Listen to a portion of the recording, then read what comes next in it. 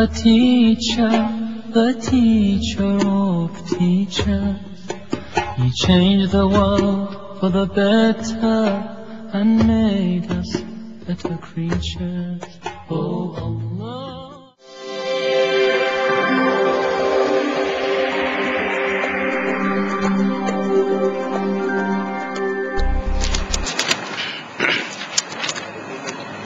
Assalamualaikum warahmatullahi wabarakatuh. Bismillahirrahmanirrahim. Alhamdulillahi rabbil alamin. Wassalatu wassalamu ala rasulillah wa ala alihi wa sahbihi ajma'in. Qala Allah ta'ala, walladhi arsala rasulahu bil huda wa dinil haqq liyudhhirahu 'ala ad-din kulli walau karihal musyrikun. Terima kasih saudara Zainal, pengurusi ahli-ahli dan jawatan kuasa surau, tuan-tuan imam, pegawai-pegawai surau, muslimin dan muslimat, mudah-mudahan dirahmati oleh Allah Subhanahu wa taala. Kita membaca kitab Bahrul Mazi jilid yang ke-19. Hadis yang bertajuk Bab ma jaa fi kitmanil ilm. Bab yang datang ia pada menyatakan hadis yang menunjukkan hukum menyembunyikan ilmu. Kitman maknanya menyembunyikan. Apa hukum orang yang menyorok ilmu? Ya, ilmu tak nak ajar. Ada setengah orang bila belajar, bila dia mengajar dia tak nak cerita semua. Rahsia kata dia. Ini untuk dia aja. Antaranya guru silat, tukang masak dan sebagainya. Dia tak mau bagi perhabis ilmu masak, nanti bukanya restoran lingkup kedai dia. Jadi apa hukum? Adakah menyembunyikan ilmu rahsia memasak itu dibenarkan atau tidak? Dan apakah yang dikatakan menyembunyikan ilmu ni? Ilmu apa? Baik, ketahuilah wahai saudaraku. Bermula menyembunyikan ilmu itu ialah tidak menyiarkannya kepada saudara Islam.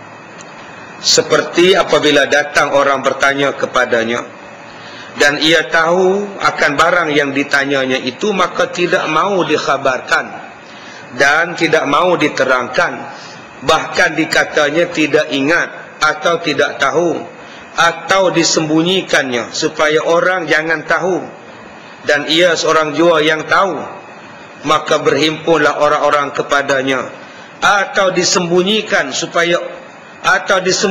itu kerana orang-orang tidak mau memberi duit atau apa pertolongan dan faedah kepadanya, atau sengaja dia kedekut. Baik, apa makna menyembunyikan ilmu? Pertama, bila orang tanya tak nak jawab, sedangkan dia tahu hukum tu. Apa hukumnya ustaz? Dosa ke tak berdosa saya buat macam ini? Dia jawab, entah, saya tak tahu. Takkan ustaz tak tahu? Saya tak tahu lah. Padahal dia tahu. Maka orang ini dipanggil sebagai menyembunyikan ilmu. Sebab apa dia tak nak bagi tahu? Saja-saja dia tak nak bagi tahu. Dah dengki ke, khianat ke, saja dia tak nak bagi tahu. Nombor dua, dia tidak mau bagi tahu dengan sebab orang tak bagi duit pada dia. Orang tak upah pada dia. Orang tak bagi sagu hati pada dia, maka dia pun tak nak mengajar. Dia tak nak membagi tahu. Ustaz, tolonglah bagi tahu. Letak 1,000 baru saya bayar. Baru saya bagi tahu. Ini juga dipanggil sebagai menyembunyikan ilmu. Yang ketiganya, yang dikatakan orang yang tidak mau ataupun orang yang menyembunyikan ilmu ialah dia memang bakhil tentang ilmu. Dia memang kedekut. Bukan sebab orang tak bagi duit pada dia, bukan sebab dia saja-saja hasad, saja dia tak nak mengajar kerana dia kedekut ilmu. Dia tak nak ilmunya itu dikongsi kepada orang lain, biar dia seorang saja yang berkongsi. Maka ini dipanggil sebagai menyembunyikan ilmu. Maka ketiga-tiga perbuatan ini, pertama, saja-saja tidak mau mengajar kerana kedekut, kerana dia hasad. Yang kedua, tidak mau mengajar kerana tidak diberinya upah atau faedah dunia. Yang ketiga, dia tidak mau mengajar kerana dia bakhil. Saja dia tak mau campur dengan orang. Dia nak buat hal dia. Ilmu dia untuk dia seorang saja. Maka ketiga-tiga perbuatan ini dikeji oleh agama kita. Syarak mengutuk kita. Demikianlah keji sekalian jalan nama menyembunyikan ilmu dan tidak menyiar-nyiarkan ilmu. Termasuk menyembunyikan ilmu ialah semua jalan yang menutup untuk orang belajar ilmu. Macam tuan-tuan dalam surau, dalam masjid, orang duk ngaji, ramai-ramai datang belajar. Ni yang datang malam ni daripada jauh datang, daripada Singapura pun datang. Masya Allah ni, yang kepiah tinggi ni Singapura. Ya tuan-tuan ni, dia seorang je kepiah tinggi, mana ada orang lain. Tuan-tuan jangan pelik tengok dia pula.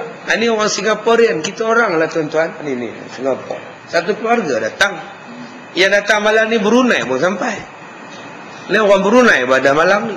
Mereka tengok kita punya jadual dalam Facebook, mereka datang di sini.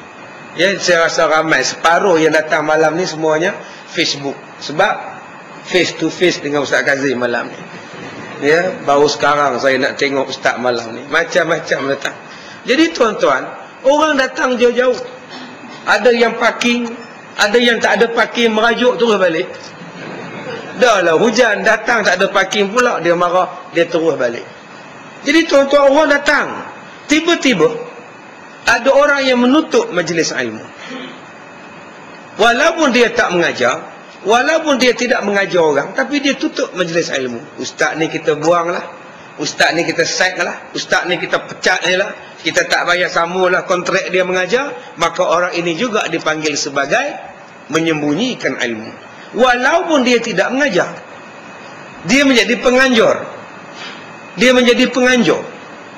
Yang ni yang jadi masalah. Yang jadi masalah sekarang ni, kadang-kadang ustaz tu nak mengajar, tapi orang yang tak nak panggil dia mengajar. Dan bila dia tanya kepada orang ramai, tanya kenapa ustaz ni tak datang, dia kata ustaz tu sibuk, kata dia. Padahal dia dah telefon ustaz, ustaz jangan datang ya, kita orang tak suka ustaz. Bila ustaz tak datang, orang ramai datang, digantinya ustaz lain. Bulan depan digantinya ustaz lain. Jadi orang telefon ustaz, kenapa ustaz tak datang? Sudah ganti 2 orang 2 kali. Kata udah cancel. Katanya udah cancel. Katanya udah dibatalkan. Dah tak boleh panggil kuliah dah. Dia orang bagi tahu kita, ustaz yang sibuk. Ustaz pergi sana sini, ustaz tak boleh datang. Nampak. Akhirnya yang salah ialah ustaz. Jadi jawatan kuasa nak cover line. Itulah dipanggil sebagai menyembunyikan ilmu. Perbuatan yang sedemikian hukumnya adalah dikeji di dalam agama. Demikianlah tersebut di dalam sebuah hadis yang dikeluarkan oleh Abu Isa At-Tirmizi dengan katanya, An Abi Hurairah qala Rasulullah sallallahu alaihi wasallam, man su'ila an ilmin thumma katamahu al-jimma yaumal qiyamah bilijamin min narin. Diriwayatkan daripada seorang sahabat Nabi sallallahu alaihi wasallam yang bernama Abu Hurairah radhiyallahu an. Katanya telah bersabda Nabi sallallahu alaihi wasallam, barang siapa ditanya kepadanya oleh orang-orang daripada satu perkara ilmu atau satu masalah, kemudian disorokkannya, yakni tidak mau diceritakannya jawapannya akan persoalan tersebut kerana niat mau duit atau apa upah-upah, atau ditakutkan orang yang tahu, atau sengaja ia kedekut, nescaya dikekang akan dia, yakni ditaruh api neraka yang diserupakan dengan kekangan pada mulutnya kerana menghenakan dia, seperti keldai pada hari kiamat dengan kekangan daripada api neraka. Nabi sebut, siapa-siapa yang menyembunyikan ilmu. Orang tanya tak nak jawab. Tak nak jawab bila orang tanya. Macam-macam dia nak. Kamu kalau nak ilmu aku, bayar pengerah dulu. Ada pengerahnya baru aku bayar, aku mengajar kamu. Ini, dia akhirnya dia pun tak mengajar sebab tidak ada pengerah. Aku tak nak ceramah, aku tak nak buat mengajar, aku tak nak. Orang tanya pun dia tak jawab. maka dia bangun di hari kiamat. Di mulutnya ada kekangan. Tuan-tuan tengok kuda, cuba tuan-tuan tengok kuda. Di mulut kuda tu ada apa? Supaya orang tarik kuda tadi. Di mulutnya ada kekangan. Di keldai pun ada kekangan. Maka di hari kiamat, orang yang menyorok ilmu, mulutnya dikekang daripada api neraka. Diletakkan di tengah-tengah mulutnya daripada rantai api neraka. Balasan kepada dia kerana menyembunyikan ilmu. Oh, tu. Okey, sebab itu ustaz-ustaz kalau orang jemput kena pergi ceramah. Jangan tak pergi berdosa. Tapi kalau orang tak panggil lagi bagus. Saya kalau orang tak panggil seronok. Seronok saya. Kalau orang batalkan ceramah ke tak panggil ceramah, lega. Boleh saya main dengan isteri-isteri saya. Kan? Contohlah ya. Boleh saya duduk di rumah, tengok TV. Dah lama tak tengok TV, tuan-tuan. Ringin tengoknya. Tadi ada orang kata petang tadi ada Rishi Kapoor. Tak tengok saya Rishi Kapoor. Malam ni tak apa pula cerita dia. Saya pun tak tahu. Saya pun nak bawa rehat juga. Tadi isteri saya telefon. Pagi-pagi tadi pukul 8.30. Dia kata, abang bila nak balik? Saya ni saya kurang kasih sayang, kata dia.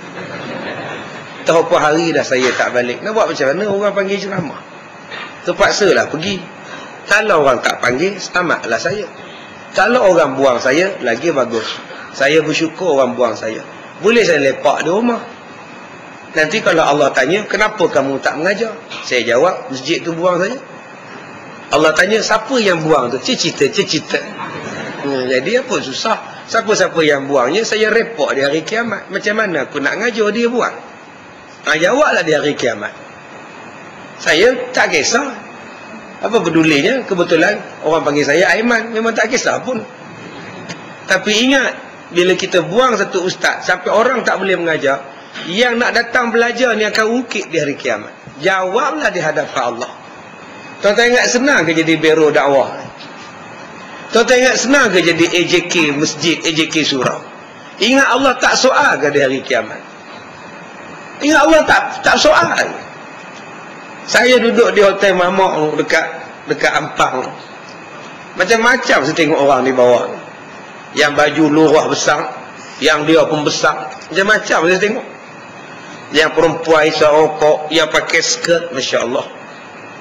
Tadi saya makan dekat ujung sana pun begitu juga. Anak darah duduk isap rokok, berkumpul-kumpul depan saya ni.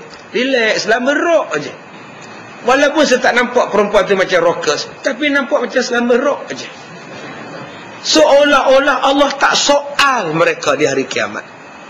Ingat, apa perbuatan kita, sama ada kecil besar, semuanya akan disoal oleh Allah. Jangan anggap bila kita jadi AJK, kita tak datang sembahyang berjemaah, Allah tak soal di hari kiamat. Allah akan soal. Kamu jadi AJK, kenapa kamu tak berjemaah? Kenapa kamu tak ambil berat pasal surau tempat kamu pegang, masjid tempat kamu pegang AJK? Allah soal. Jadi bayangkan apa yang kita nak jawab di hari kiamat. Soalan itu akan disoal. Dan jawapan yang kita nak bagi itu, adakah jawapan yang relevan dengan Allah Ta'ala? Sekarang kita bagi alasan. Kenapa kamu tak datang sembahyang? Saya hujan. Hari itu hujan. Tiap-tiap hari ke? Selang-selang lah. Habis tu kamu tak datang langsung. Saya malas datang. Sebab apa malas datang? Kereta tak ada? Ada. Motor ada. Basikal ada. Kenapa tak naik benda itu? Yang ni nak jawab apa, tuan-tuan? Lain kalau kita tak jadi AJK, tak apa. Kita boleh sembahyang sana, kita boleh sembahyang sini. Kita bertugas, kita ada jawatan. Allah akan soal pada kita. Kamu ada kenderaan, kamu ada ini, kamu ada itu, kamu ada wang. Kenapa kamu tak belajar ilmu? Jawapan, kamu ni ada ilmu sedikit Allah Ta'ala bagi. Kenapa kamu tak mengajar orang? Kenapa kamu mengajar hanya orang baik-baik? Saya mengajar orang baik-baik macam tuan-tuan. Kenapa saya tak pergi mengajar pada orang yang tak datang masjid? Allah soal saya besok. Sebab tu saya kata pada tuan-tuan banyak kali dah, jawatan kuasa surau, jawatan kuasa masjid, tak boleh buat ceramah hanya di masjid dan di surau.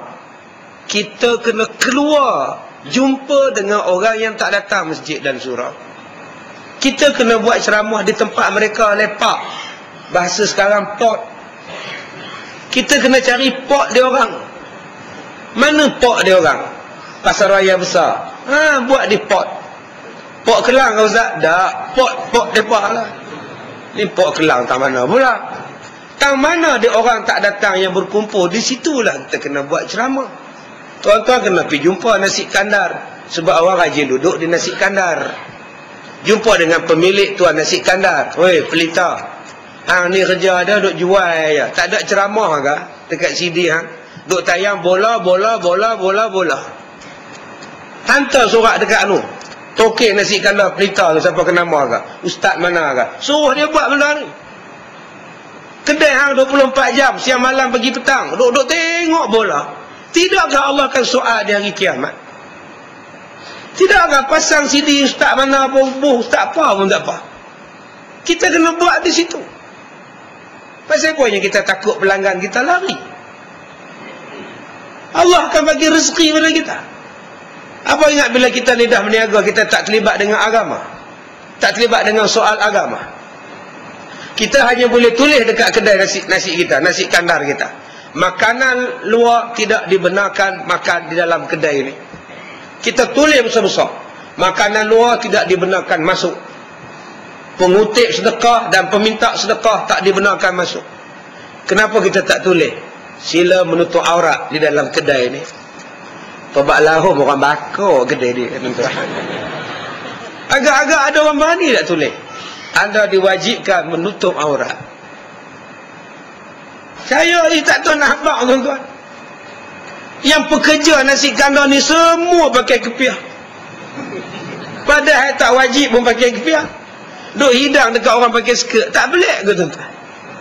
Apa salahnya buka kepiah pun atas kepala dia? Kalau semua orang buat kerja untuk Islam, senang. Sebab tu jawatankuasa masjid, jawatankuasa surau, JKK kampung dan sebagainya sebagai pimpinan kena bertindak dan bekerja sama dengan pendakwah-pendakwah yang cakap berdegur-degur ni, pompa. Hang berdegur-degur di masjid. Pergi cakap dengan mereka. Pergi cakap di uptown, downtown, segala town. Kena buat. Tak menunjukkan bahawa Islam ni hanya menyembunyikan ilmu. Tuan-tuan, besok di hari kiamat, orang-orang yang tak belajar ni, orang-orang yang tak sembahyang Jumaat ni, yang tak datang masjid surau ni, besok Allah tanya, kenapa kamu ni buat benda-benda haram? Kita orang tak tahu. Kita orang tak tahu. Kenapa engkau orang tak tahu? Kita orang tak ada siapa beritahu kita orang lah. Di hari kiamat, tuan-tuan, manusia ni saya sebut macam orang yang karam di lautan. Kapalnya pecah di lautan, semuanya pakat nak tenggelam. Pada masa nak tenggelam tu, apa benda yang dia akan capai untuk menyelamatkan dia? Dia akan capai papan, dia akan capai tong, dia akan capai orang. Dia tak boleh berenang, dia lemas. Apa yang dia akan buat? Dia tarik orang supaya sama-sama lemas. Dia akan tarik. Yang boleh berenang pun tak boleh. Jangan tarik aku. Lama dua sekali mati. Begitulah bandingan di hari kiamat. Dia tak lepas, dia akan kait. Macam mana saya nak tahu? Ustaz Kazim tak ada ceramah pada saya pun. Allah akan tanya, betul kamu? Kamu tak ada ceramah pada dia? Tuan-tuan, benda ini bukan setakat ditanya kepada makhluk biasa. Ditanya kepada Nabi. Sila rujuk pada surah Al-A'raf. فَلَنَسْأَلَنَّ الَّذِينَ أُرْسِلَ إِلَيْهِمْ وَلَنَسْأَلَنَّ الْمُرْسَلِينَ فَلَنَقُصَّنَّ عَلَيْهِمْ بِعِلْمٍ وَمَا كُنَّا غَائِبِينَ. Akan disoal kepada Nabi-Nabi, apa yang kamu buat dengan risalah kamu? Adakah kamu menyampaikan pada umat manusia ataupun tidak? Malah ada umat manusia yang dakwa Nabi-Nabi. Di antaranya umat Nabi Nuh alaihi salam. Bila Allah tanya pada umat Nabi Nuh, kenapa kamu tak Islam? Umat Nabi Nuh jawab, Nabi Nuh tak cakap pun. Dia ada sebelah rumah kita orang. Dia ada sebelah rumah Kemal. Tak ada dia cakap apa pun, kata dia. Umat Nabi Nuh orang parik ke Ustaz? Tidak. Saya sebut aja bahasa supaya tuan-tuan faham. Nabi Nuh kata aku ada kabar kedamai-damai, tak nak ngikutnya, kata dia. Mana ada, jumpa di market tak ada kabar pun. Bukan salah kami Tuhan, salah Nabi Nuh. Allah tanya pada Nabi Nuh, betulkah dakwaan mereka? Nabi Nuh menjawab, hanya engkau lah saja yang mengetahuinya ya Allah, aku ni buat kerja ataupun tidak. Allah tanya pada Nabi Nuh, apa saksi kamu yang mengatakan bahawa kamu ni dakwah pada umat kamu? Nabi Nuh kata, saksi saya ialah umat Nabi Muhammad sallallahu alaihi wasallam. Tuan-tuan tak pernah tengok Nabi Nuh jadi saksi. Hebatnya tuan-tuan kita ni. Allah tanya pada umat Nabi Nuh, adakah kamu semua tahu Nabi Nuh ni berdakwah tapi umat dia tolak? Umat Nabi Muhammad jawab, ya, kami tahu ya Allah. Nabi Nuh dah dakwah, umat dia yang tolak. Umat Muhammad ditanya, umat Nabi Muhammad ditanya, macam mana kamu tahu sedangkan kamu bukan sezaman dengan Nabi Nuh? Jawab umat Nabi Muhammad, sebab kami baca dalam Quran. Bukankah Quran itu kalamullah, kata-kata Allah, dan Allah itu adalah benar? Kami menjadi saksi umat Nabi Nuh menolak Nabi Nuh alaihi salam. Bayangkan tuan-tuan, kalau Nabi pun disoal, apatah kita lagi ni? Sebab tu jangan duk merak dengan jawatan yang kita pegang. Merak ni maknanya bangga. Jangan duk bangga dengan title yang kita pegang. Rasa bangga je bila masuk dalam masjid ada gambar kita, pengurusi AJK, pemeriksa kira-kira mu ada gambar. Bangga yang rupa ada sengih je lah. Sengih besok di hari kiamat nak jawab. Bukan setakat pemeriksa kira-kira, gambar bero pinggan mangkuk mu keluar. Marah kalau tak bubuh gambar dia. Ingat, jawatan ini bukannya satu benda yang mulia. Jawatan bukan satu tasyrif. Tasyrif ni maksudnya kemuliaan. Kita sebut syarif. Syarif tu makna mulia. Syarif Dul. Syarif Dul. Tuan-tuan tengok Syarif Dul, cerita bujang lapuk tu yang dia kejar Salma, Cik Salma, dua-dua naik basikal. Jaga, pum, Salma pun jatuh. Jagalah, nanti saya report sama ketua kampung. Kenapa report ketua kampung? Kan report kadi kan bagus, kata dia. Itu nama dia Syarif Dul. Samsing Kampung Dusun. Tuan-tuan ingat basikal dia? Ingat, saya nak cerita basikal itu. Basikal dia ada pada kawan saya. Dia ni pemilik basikal antik. Saya pergi rumah dia, saya tengok basikal banyak gila. Basikal tua-tua. Ni basikal siapa ni? Ini basikal Syarif Dul, kata dia. Masya Allah. Oi, subhanallah. Syarif itu maknanya kemuliaan. Jawatan bukan kemuliaan. Jawatan bukan glamour, tasyrif. Tasyrif maknanya glamour. Jawatan ialah taklif. Apa makna taklif? Tanggung jawab. Dipersoalkan semula di hari kiamat. Jawatan ialah taklif, tanggung jawab. Jadi jawatan saya sekarang ialah ustaz.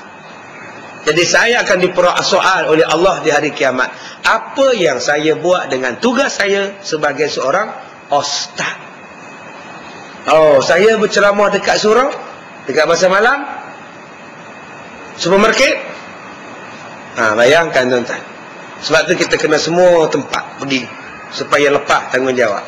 Alhamdulillah, saya sekarang ceramah dekat Uptown. Di Johor baru ni kita ceramah di Uptown. Beribu-ribu lemon yang datang. Alhamdulillah. Beribu-ribu manusia. Tuan-tuan boleh tengok dalam Facebook kita, dalam website kita. Jadi bila kita buat di dataran, di pasar malam, di Uptown, kita boleh tengok ramainya manusia yang cinta, yang dahaga, yang nak pada ilmu.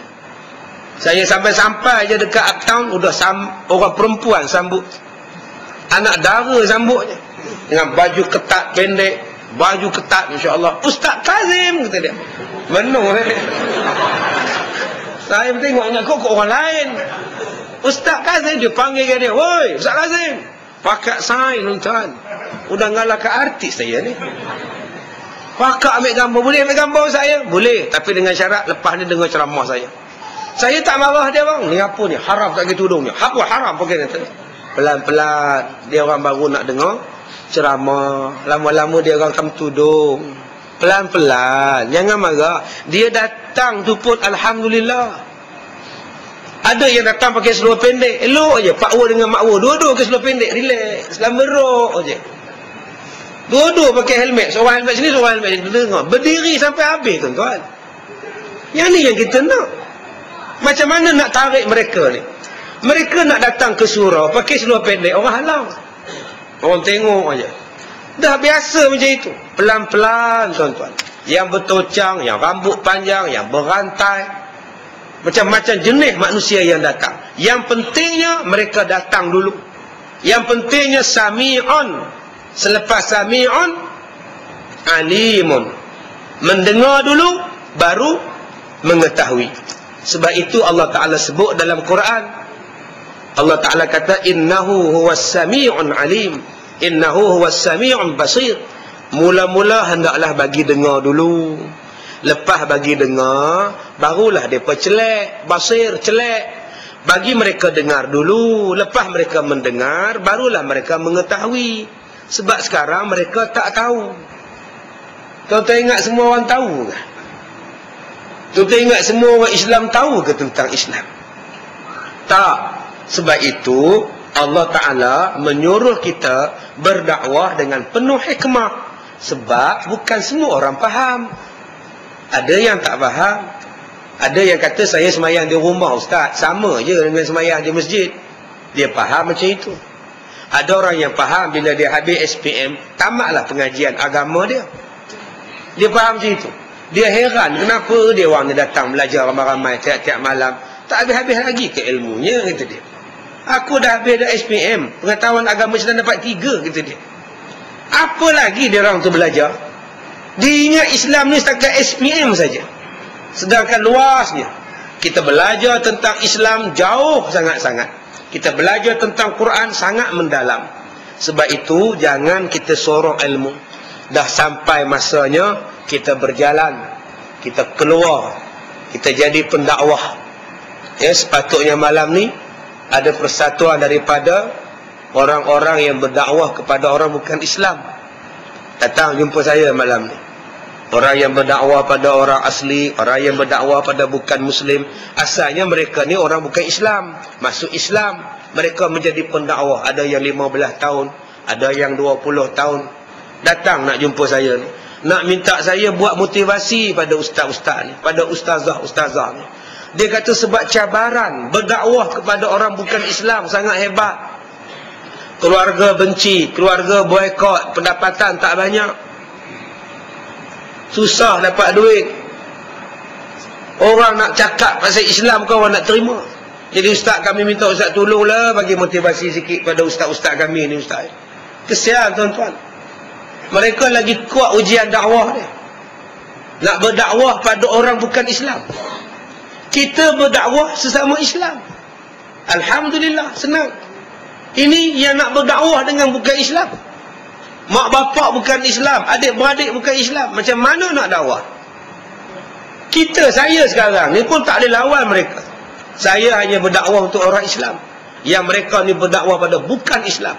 Jadi mereka ni mempunyai semangat yang kuat. Sebab tu kita kena bagi dorongan. Koprak-koprak kena bagi dorongan. Ya, macam Cik Zainal sebut tadi. Nak buat pengajian ni tuan-tuan, memerlukan wang. Wang, sebab tu jihad. Jihad. Banyak orang tidak mau jihad dalam wang untuk memberikan sumbangan. Ya, sumbangan untuk dakwah kepada orang-orang yang bukan Islam memerlukan jihad yang besar. Sebab itu Nabi Muhammad berdakwah kepada mu'alaf, berdakwah kepada orang berislam dengan wang. Dalam kisah Muawiyah bin Abi Sufyan dengan kisah Abi Sufyan yang dapat harta rapasan lebih banyak daripada orang lain. Sahabat-sahabat tanya, mereka ni baru Islam ya Rasulullah, kenapa Rasulullah bagi banyak? Mereka baru sekali perang, tapi harta dah banyak dapat. Nabi kata, aku nak tarik orang-orang yang bukan Islam, mudah-mudahan mereka tertarik dengan Islam. Menunjukkan bahawa kadang-kadang faktor keuangan adalah merupakan satu dakwah.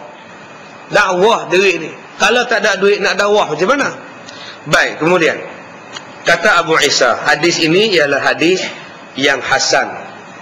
Dan telah datang satu riwayat begini. Ma min rajulin yahfazu ilman fayaqtamahu illa anni yaumal qiyamah maljuman bilijami min narin. Artinya, tiada daripada seorang laki-laki yang menghafaz dia akan satu ilmu lalu ia sembunyikan dia, melainkan datanglah ia pada hari kiamat, diazabkan dia dengan ditaruh kekangan di mulutnya daripada kekangan api neraka. InsyaAllah bahaya ni tuan-tuan. Semalam kita baca di Masjid Ar-Ridwan, siapa yang ada ilmu, dia bercakap ilmu, dia mengajar ilmu, maka pahalanya akan berpanjangan sampai hari kiamat. Semalam kita baca hadis yang sangat menyeronokkan kita. Hari ini kita baca hadis, sesiapa yang menyorok ilmu, Allah Ta'ala akan ikat mulut dia dengan api neraka. Jadi ini bahaya. Sebab tu jangan duk bangga sangat dengan ilmu. Kamu sorok ilmu, kamu tak cakap tentang ilmu, kamu sembunyikan ilmu, Allah kekang. Sebab tu saya tuan-tuan dalam bab ni, kalau orang tanya apa pun saya jawab kalau saya tahu. Dan saya takkan sembunyikan. Takut besok di hari kiamat saya kena kekang. Benda haram saya kata haram, benda halal saya kata halal, benda harus saya kata harus. Tu saja. Saya takkan menyembunyikan ilmu kerana nak menjaga kepentingan saya, nak menjaga kepentingan orang lain. Saya kena menjaga kepentingan agama. Inilah yang dikatakan ilmu. Inilah yang dikatakan mursyid. Mursyid dia tak sorok ilmu. Kalau dia salah, dia mengaku dia salah. Kalau orang lain salah, dia kata salah. Kalau puak dia sendiri salah, dia kata puak dia salah. Dia tak kata orang lain dia salah. Itu bukan mursyid. Ada orang yang duk salahkan orang lain, yang dia betul semua. Orang yang mursyid ialah dia tegur semua pihak. Dia takkan tegur sebelah pihak. Semua pihak yang patut ditegur, dia tegur. Keberanian itu kena ada. Keberanian untuk menegur. Kita bukan mencari glamour manusia. Kita mencari glamour daripada Allah Subhanahu wa ta'ala. Kadang-kadang kita tak berani tegur. Isteri kita sendiri kita tak berani tegur. Isteri orang lain kita kata haram. Isteri kita. Sedangkan Nabi suruh kita dakwah isteri kita, anak-anak kita, keluarga kita sebelum kita dakwah pada orang lain. Ada orang dia lupa pada anak beranak dia, dia sibuk dakwah pada orang lain. Nabi suruh kita mulakan daripada keluarga yang terdekat. Dakwah keluarga kita dulu. Tapi kita kadang-kadang pergi sibuk orang lain. Yang di rumah kita lupakan. Isteri kita itu ialah tanggungjawab yang Allah berikan pada kita. Ada kita pernah cek isteri kita baca Quran. Pak, cuba baca Quran. Abang nak dengar. Cuba baca. Ada tuan-tuan pernah suruh. Balikkan suruh. Nak suruh apa ustaz? Saya pun tak kerti baca. Itu apa gunanya pelajar-pelajar tahfiz ni? Belajarlah dengan dia orang. Nak belajar apa ustaz? Budak-budak lagi ustaz. Dalam bab ilmu tidak ada istilah budak. Kalau dia lebih daripada kita, dia guru kita. Imam Syafi'i dilantik, diwakilkan oleh Mufti Mekah pada usia 15 tahun. Kalau kamu tak nak jumpa aku untuk tanya soalan, kata Mufti, kamu tanya Syafi'i. Masa itu Syafi'i baru 15 tahun.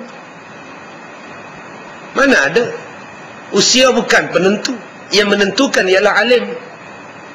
Seorang sahabat Nabi, namanya apa?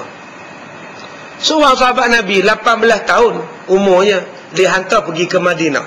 Sebelum Nabi pergi ke Madinah hijrah, Nabi menghantar Mus'ab bin Umair, umurnya 18 tahun. Tugasnya apa? Mengajar orang-orang di Madinah tentang Quran. Umurnya baru 18, nak mengajar umur 60, 70. Ada Nabi hantar orang tua untuk mengajar mereka? Tidak.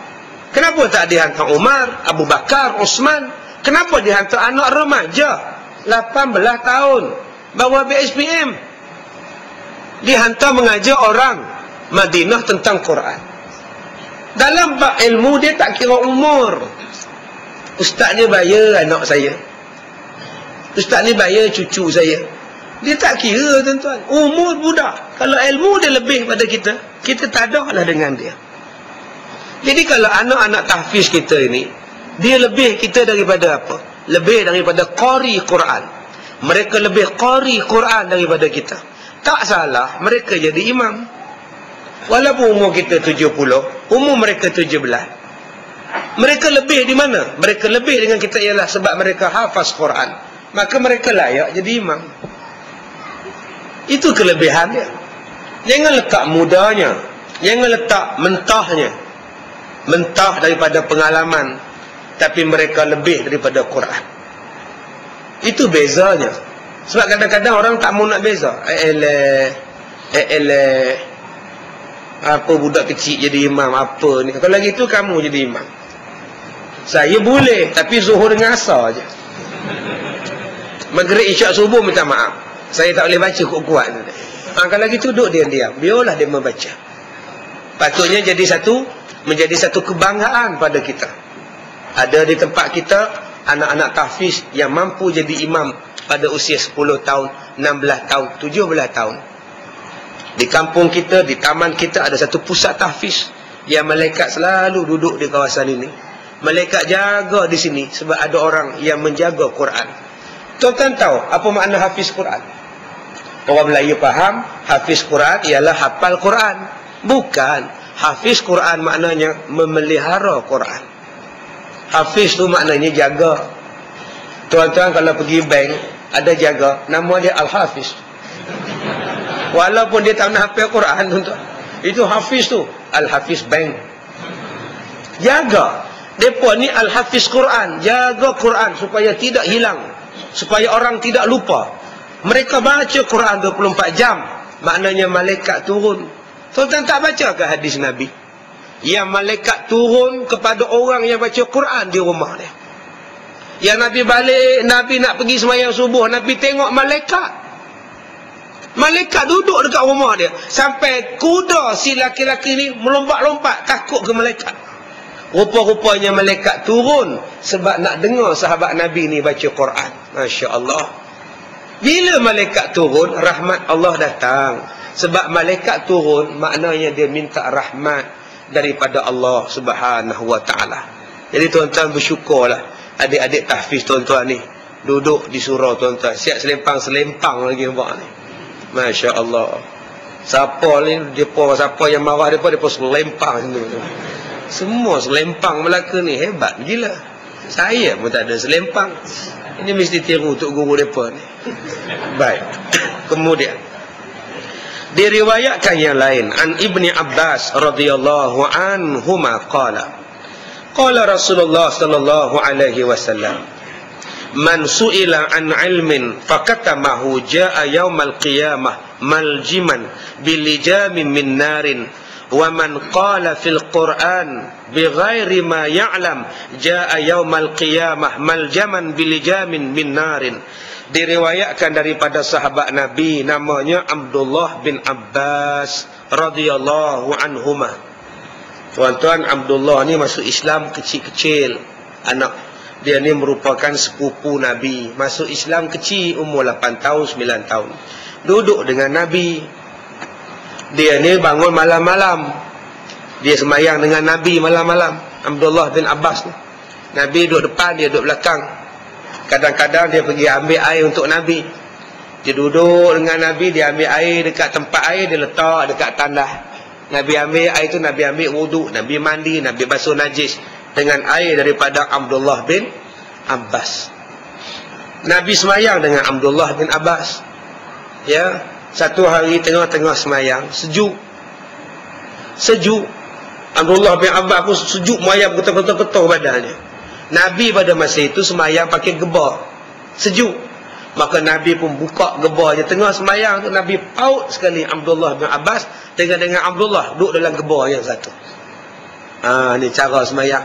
Kalau kita sejuk, Jadi kita dengan isteri boleh buat macam tu Ustaz? Pulanglah. Ikut jadi kuat lain lah. Nanti dua-dua bagi salam. Assalamualaikum. Assalamualaikum. Tapi nak kabarkan sampai tahap macam itu. Sampai tahap macam itu. Sebab itu bila kita semayang, kita boleh angkat tangan. Kita tengah semayang, orang bagi salam. Assalamualaikum. Kita tengah semayang. Jangan jawab. Waalaikumsalam. Bismillah. Jangan. Tuan-tuan kena angkat tangan. Angkat tangan. Assalamualaikum. Maknanya dia tahu kita sedang solat. Sebab setengah orang dia bengong, dia tak tahu. Dia masuk-masuk dalam surau tengok apa yang orang tu ni berdiri ni. Dia pun dia bagi salam. Assalamualaikum. Angkat tangan. Begitu juga kalau kita semayang seorang-seorang, kita tak nak orang ikut. Kita semayang depan tiang. Tujuannya orang tak nak ikut kita. Kita tak nak jadi imam. Depan tiang semayang seorang-seorang. Selamat aku ni kata dia. Tengah dia semayang itu, ada juga orang yang datang tepuk bahu dia. Belah kiri dia pula tepuk. Ngaco betul orang tu. Kita dah sembunyi-sembunyi macam ni pun datang juga nak berimam. Ada manusia yang semayang jenis tak nak berimam. Dia nak semayang seorang-seorang dia je. Rugilah tuan-tuan. Kita ni boleh. Kita dah habis semayang jemaah. Kita dah habis semayang jemaah maghrib. Tiba-tiba ada seorang semayang di belakang. Dia lambat sampai. Tak jumpa parking. Kita salah tengok dia. Ya Allah, kesian dia semayang seorang-seorang. Padahal kita dah habis maghrib. Harus pada kita pergi belakang dia, tumpang dia semayang, supaya dia boleh dapat semayang jemaah. Walaupun kita dah semayang tadi. Dapat pahala tuan-tuan. Dengan syarat sekali itu je. Jangan pula dah habis dengan hamba Allah tu tengok, oh ada lagi. Tak apa. Rupanya dia jadi golongan rescue pula. Tugas dia ialah menjadikan orang berjemaah. Dia hanya untuk sekali je. Ya, dia dipanggil mengulangi solat supaya orang tadi boleh dapat pahala jemaah. Tetapi ada orang yang tidak mau jadi jemaah sebab dia semayang sunat. Yang kedua, sebab dia hafaz Quran. Dia nak semayang panjang. 1 rakaat mungkin 5 muka. Yang kawan tadi tak tahu yang dia semayang sunat. Jadi nanti kalau aku tepuk bahu dia, semayangnya 5 muka kan boring. Aku nak cepat, anak aku dalam kereta, isteri aku nak semayang pula. Dia tak tahu hamba Allah ni hafiz Quran. Sebab itu harus pada orang yang tadi yang tak nak jadi imam, angkat tangan. Bila orang tu takbir, Allahu Akbar, dia tepuk. Itu maknanya dia nak kita jadi imam dia. Tuan-tuan tak mahu. Tuan-tuan ni hafiz Quran, nak mengulang Quran dalam solat. Angkat tangan.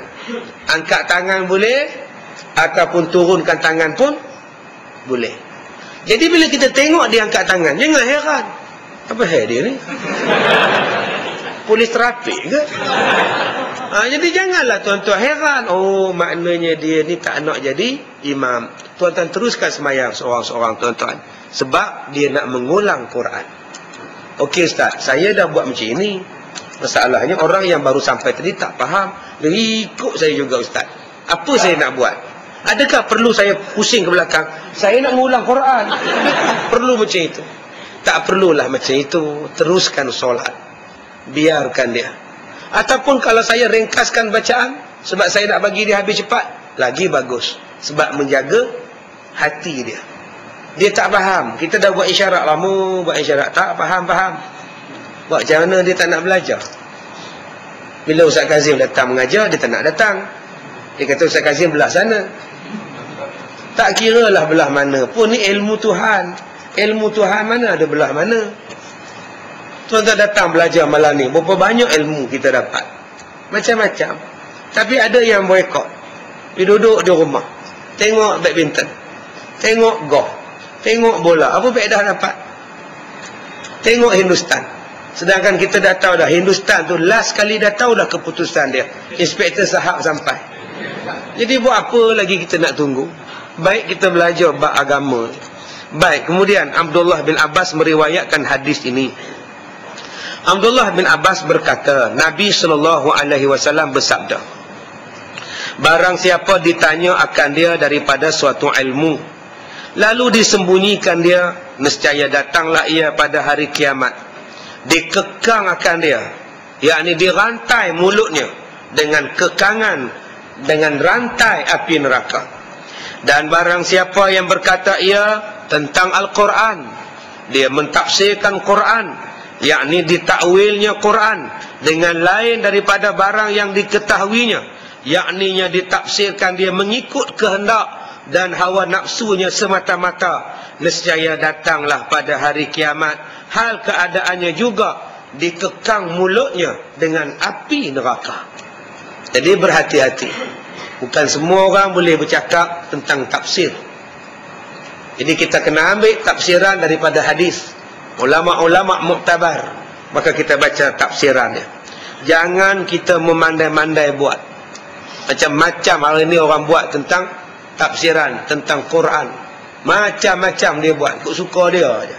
Sesiapa yang menafsirkan sesuatu ayat mengikut nafsunya, sesiapa yang bercakap tentang Nabi mengikut nafsunya semata-mata, maka orang ini akan ditempah satu tempat duduk di dalam neraka. Jadi berhati-hati. Jangan kita menyebut tentang Nabi, menyebut tentang Quran sesuatu yang kita tidak ketahui. Tuan-tuan yang dirahmati Allah. Jadi kita sebagai suami-suami, tolonglah. Saya tengok hari ini macam-macam.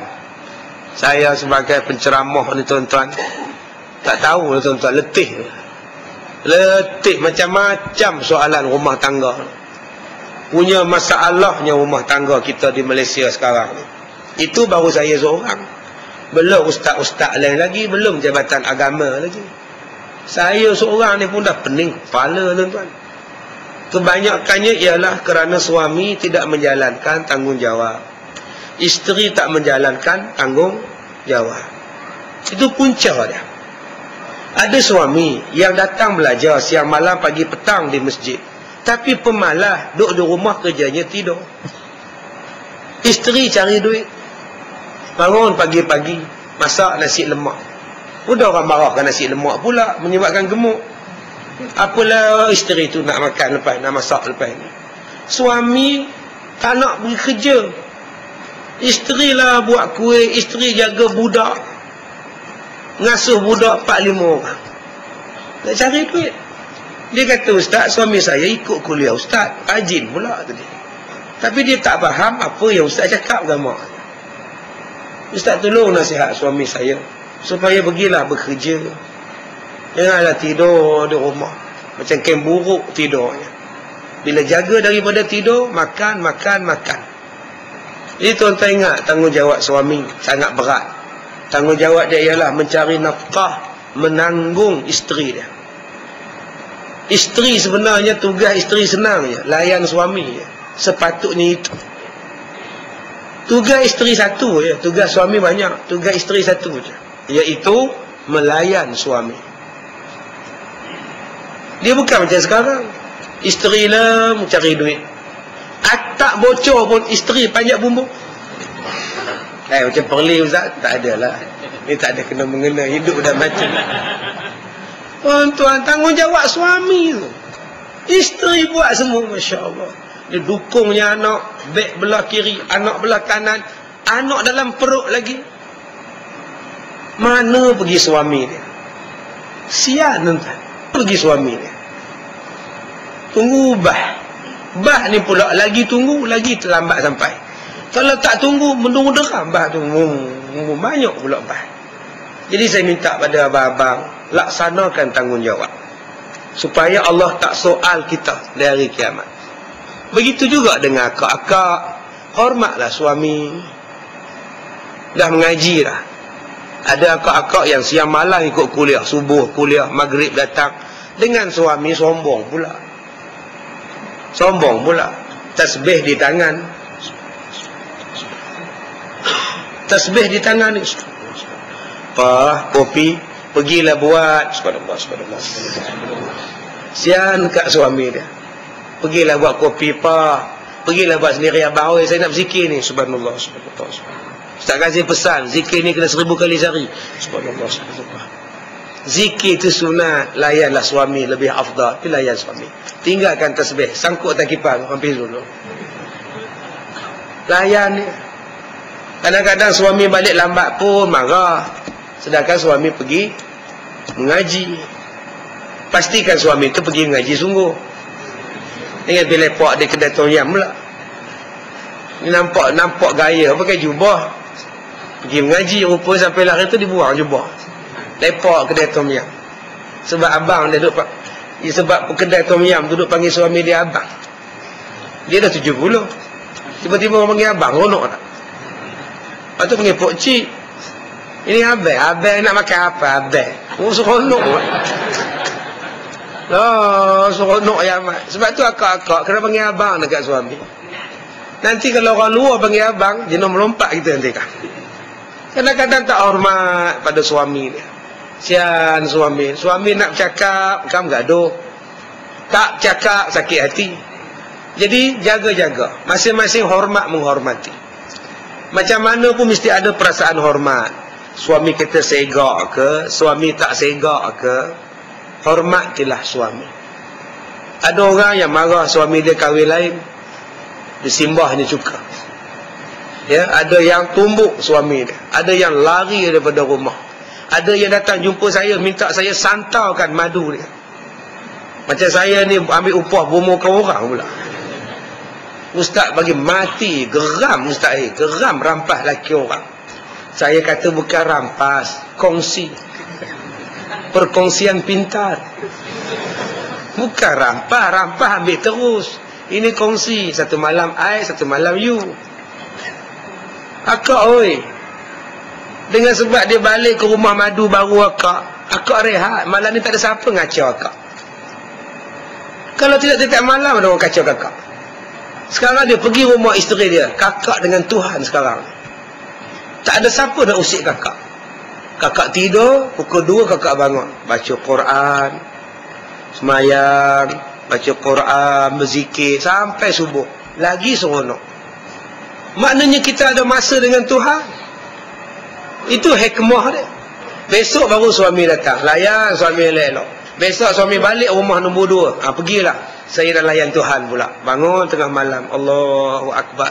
Allah bagi banyak ketenangan pada kita. Tetapi bila kita pandang dia tu jahat, maka jadilah jahat benda tu. Cuba kita buat satu benda tu jadi baik. Macam Nabi Yunus alaihissalam. Isteri dia kuat beleteh. Anak murid Nabi Yunus tanya pada Nabi Yunus, apa hai kamu ni wahai Nabi Yunus? Isteri kamu ni tak berhenti beleteh-leteh aku dengar je. Nak sahabat Nabi Yunus letih dengar. Nabi Yunus buat ada. Kata Nabi Yunus, aku sabar ni. Yang pertama sebab aku minta pada Allah satu benda yang menyenangkan aku masuk syurga. Rupa-rupanya Allah suruh kahwin dengan perempuan ni, dia kuat beleteh. Rupa-rupanya dengan sebab dia kuat beleteh, aku sabar, cepatlah aku masuk syurga. Jadi abang-abang, kalau isteri kuat beleteh, sabar. Itu jalan untuk kita masuk syurga. Nampak tuan-tuan? Pandanglah, ambillah satu benda yang buruk menjadi baik pada tuan-tuan. Bila tuan-tuan pandang benda tu buruk, dia jadi buruk lah. Cuba tuan-tuan pandang baik. Cuba pandang baik. Tuan-tuan balik nanti, tengok-tengok kereta tuan-tuan bercala. Perak bercala. Tak siapa cala dia. Pandang baik supaya hilang sifat sombong, sifat ujuk dengan kereta tu. Berapa banyak orang yang ujuk dengan keretanya berkilat. Tiap-tiap hari duk polis, lepas polis tengok, lepas polis tengok. Sekali bagi cala, lama-lama kita rasa inilah harta dunia. Jaga macam mana pun binasa juga. Akhirnya kita down, takjub kita, taksub kita, bongkak kita pada harta benda. Sebab itu tuan-tuan, sesuatu benda yang buruk, tolong ambil manfaat jadi baik. Ada kebaikan di setiap satu benda yang Allah Ta'ala ciptakan. Baik, yang terakhir. Dan datang lagi satu hadis riwayat Abi Sa'id Al-Khudri radhiyallahu an. Qala Rasulullah sallallahu alaihi wasallam, man katama ilman mimma yanfa'illahu bihi an-nas fi amri ad-din, aljamuhu Allahu yawmal qiyamah bilijami min narin. Diriwayatkan daripada sahabat Nabi yang bernama Abu Sa'id Al-Khudri radhiyallahu anhu, katanya, telah bersabda Rasulullah sallallahu alaihi wasallam, barang siapa yang menyembunyikan ia akan ilmu daripada ilmu yang memberi manfaat, ilmu yang memberi faedah Allah Ta'ala dengan dia kepada orang-orang yang lain pada pekerjaan agama Islam di dunianya ataupun di akhiratnya, seperti segala masalah fiqh dan segala pekerjaan syarak dan muamalahnya, nescaya akan ditutup mulutnya dengan api neraka di hari kiamat dengan kekangan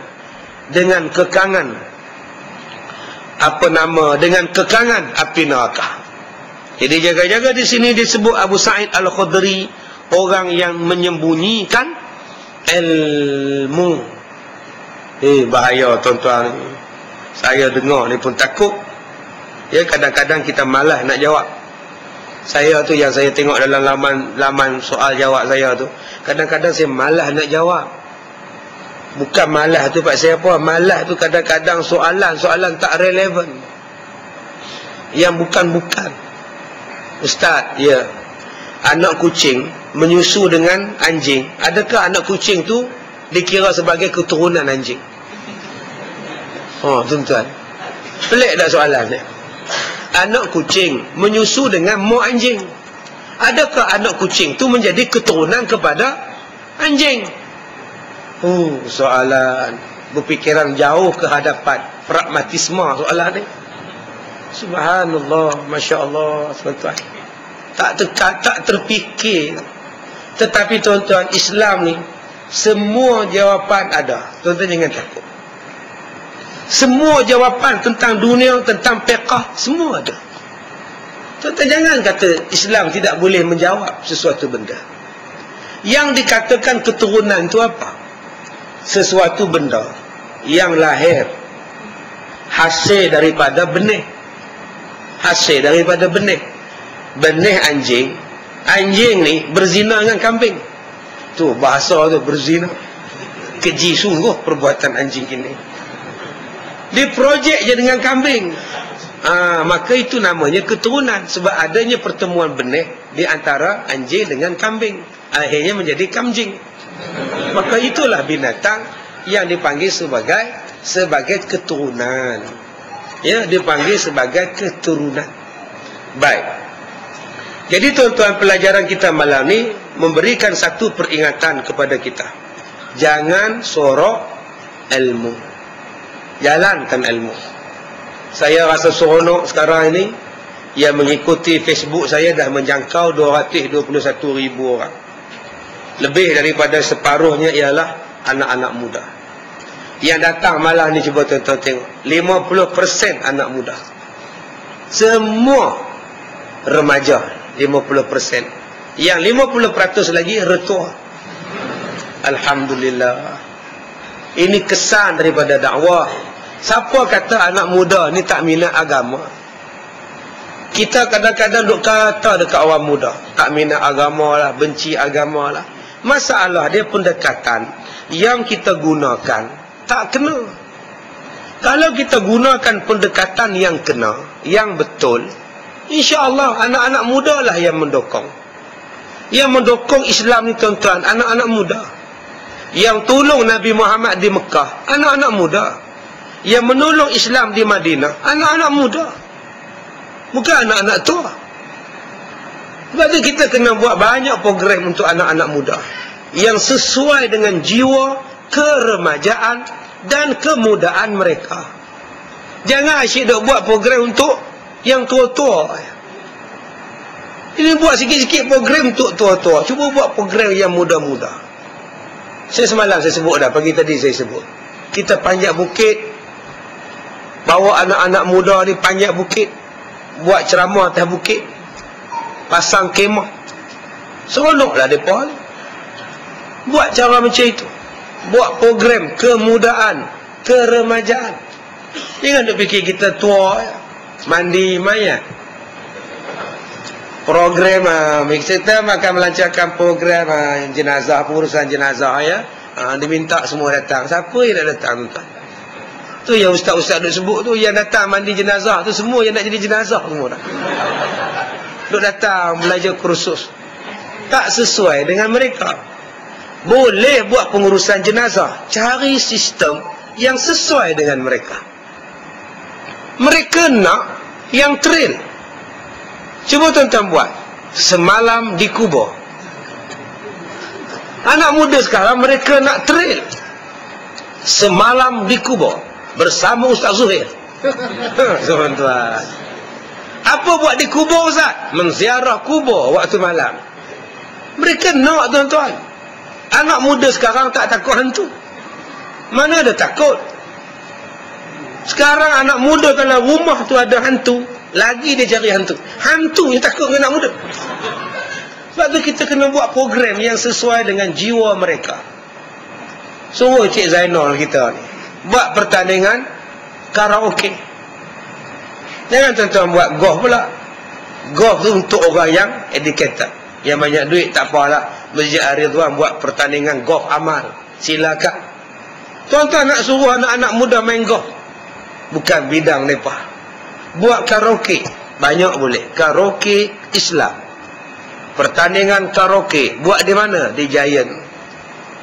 Boleh buat tuan-tuan. MPAG kan ada. Buat pertandingan karaoke, anjuran surah mustaqim, muslimin muslimat dijemput hadis. Menung orang tu apa karaoke muslimin.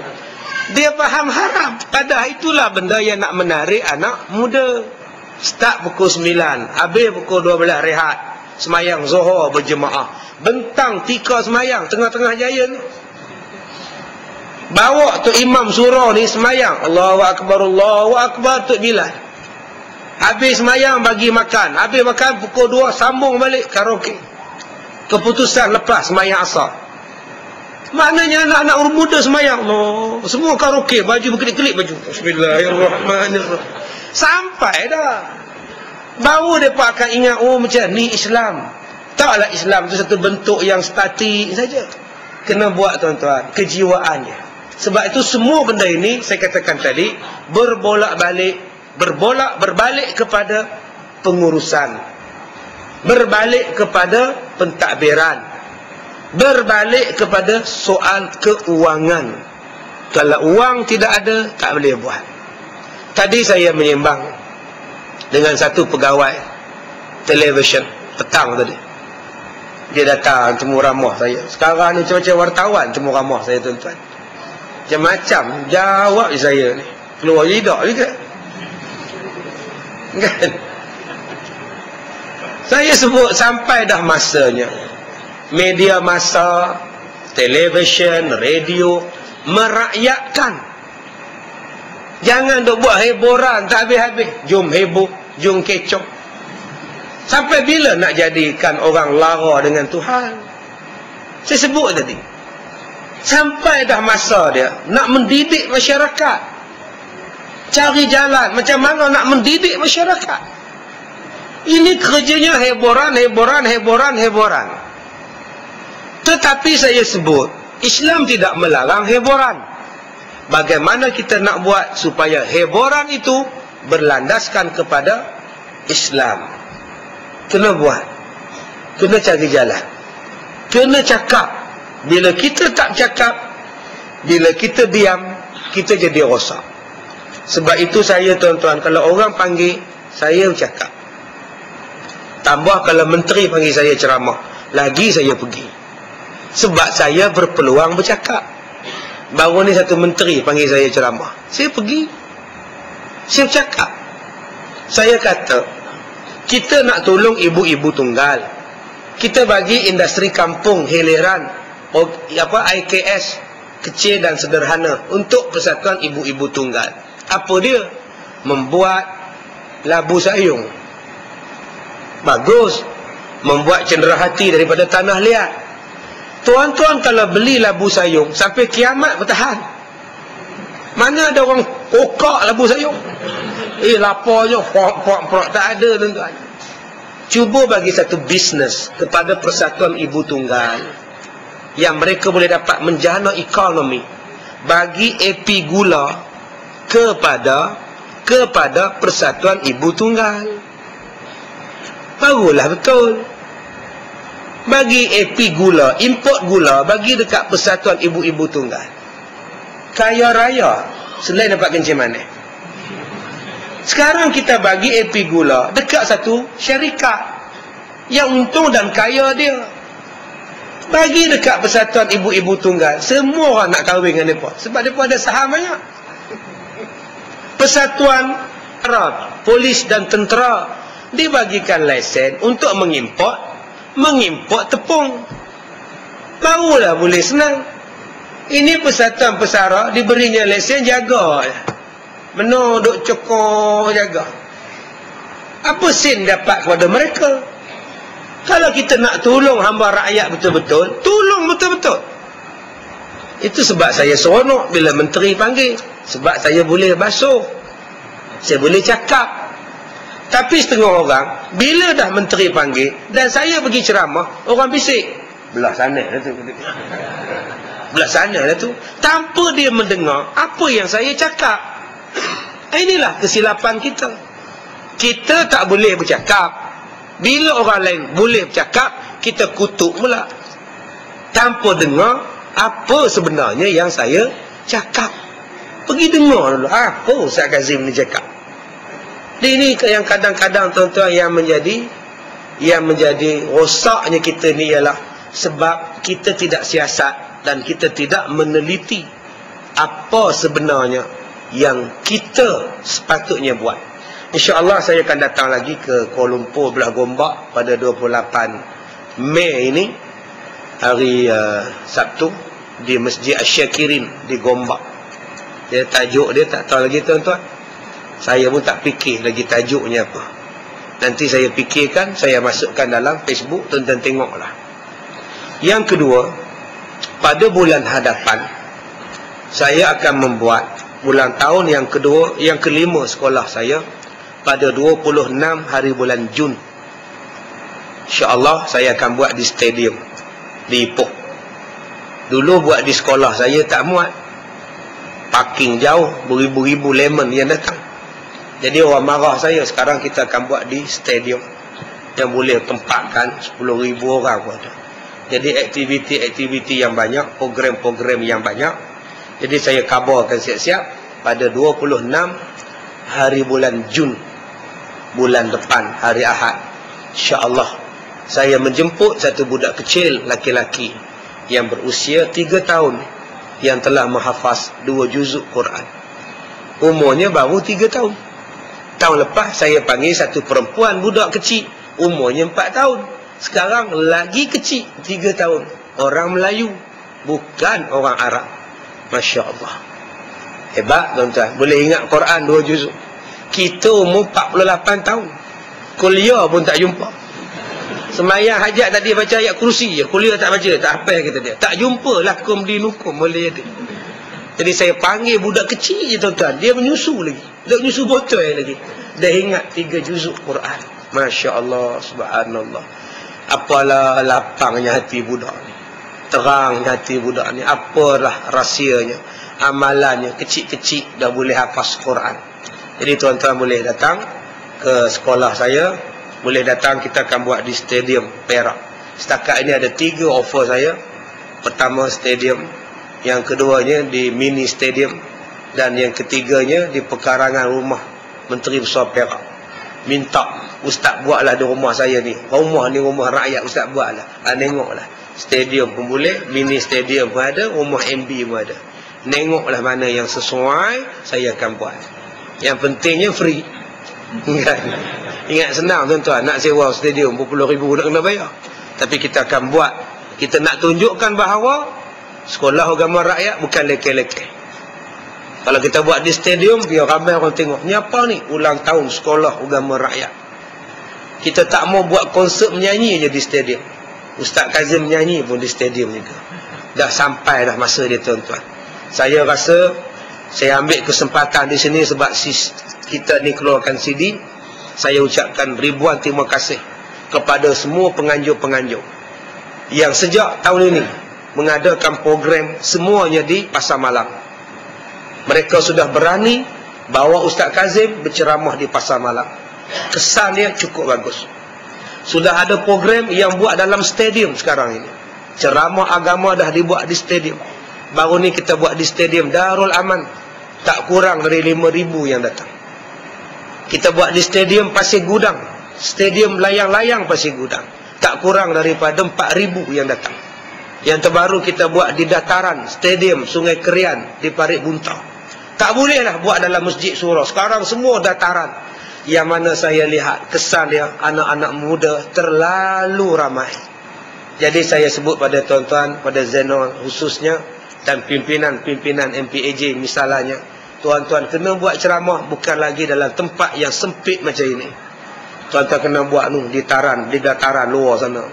Pasang kemah sana. Kuliah maghrib buat di sana. Biar seluruh masyarakat nampak ceramah agama dah sampai pada satu tahap hebat. InsyaAllah tuan-tuan, pada 31 hari bulan Disember saya akan berceramah di Singapura, di dalam stadium sempena menyambut countdown tahun baru 2012. Orang Singapura pun buat ceramah malam sambut tahun baru di stadium tuan-tuan. Saya terima dah. Walaupun banyak permintaan malam tu, tapi saya terima yang Singapura punya. Sebab satu benda yang unik dan pelik, orang Singapura boleh buat ceramah agama pada malam menyambut tahun baru, detik 12 malam. Jadi tuan-tuan, kita kena berani, kita kena tonjolkan bahawa Islam telah pun keluar. Islam adalah agama yang hebat, masyarakat yang hebat. Kita nak tarik orang macam itu. Mudah-mudahan Islam tidak hanya nampak di masjid dan di surau. Islam berada di mana-mana. Baik, kita jumpa hari Sabtu nanti 28 hari bulan. Dan sebelum itu kita jumpa dalam TV1. Yang tuan-tuan untuk tengok promo TV1 tu bukan saya yang ni. Yang itu rakaman dulu punya. Orang dah angkat telefon dah, Ustaz nak keluar ke TV1 Forum Perdana Ehwal Islam? Belum. Ini dah keluar gambar, nampak gambar Ustaz semalam. Ada yang hantar mesej, saya gak Ustaz pakai songkok hitam. Saya kata itu yang tahbila punya. Yang hari Khamis minggu depan ialah live in concert. Siaran langsung, belum dirakam lagi tuan-tuan. Jadi insya-Allah kita jumpa di TV1 jam 10 malam. Forum Perdana Ehwal Islam hari Khamis, malam Jumaat, saya dengan Ustaz Farid Ravi dan Ustaz Ridwan T. Abdullah. Jadi tuan-tuan, sekadar itu saja. Saya minta maaf jika terkasar bahasa. Saya dah jamak, saya dah semayang, saya nak balik dah. Ya, minta maaf tuan-tuan jika terkasar bahasa. Wabillahi taufiq wal hidayah. Assalamualaikum warahmatullahi wabarakatuh. Saya minta maaf sebab ada permintaan saya menyanyi malam ni, tapi saya tidak dapat menunaikan permintaan ini kerana suara saya sakit. Jadi tunggulah 28 saya menyanyi insya-Allah ya. Minta maaf kepada yang hantar mesej minta saya menyanyi ni. Ini yang Zainal hantar ni. Wallahu a'lam. Assalamualaikum warahmatullahi wabarakatuh.